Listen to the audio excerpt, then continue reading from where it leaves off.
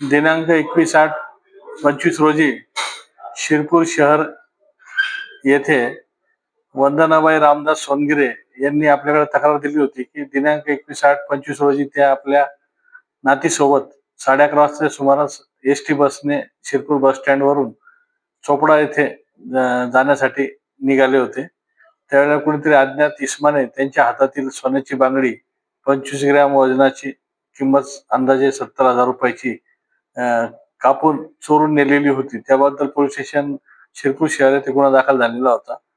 त्या गुन्ह्याच्या तपासाच्या दरम्यान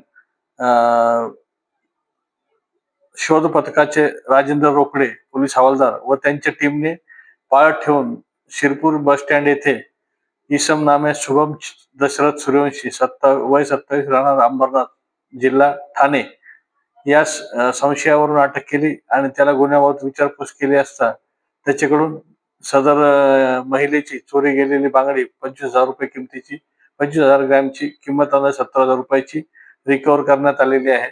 सदर इसम हा सराईत चोर असून त्याच्या विरुद्ध आळेफाटा, चंदननगर, मुंढवा जिल्हा पुणे, भोसरी जिल्हा पुणे, तसेच सोलापूर रेल्वे आणि कल्याण रेल्वेमध्ये जबरी चोरीचे बरेचसे गुन्हे दाखल आहेत आणि त्या गुन्ह्यात त्याला अटक सुद्धा झालेली आहे. असा सराईत इसम डीबी पथकाने मोठ्या शिताफीने अटक करून त्याच्याकडून रिकव्हरी केलेली आहे.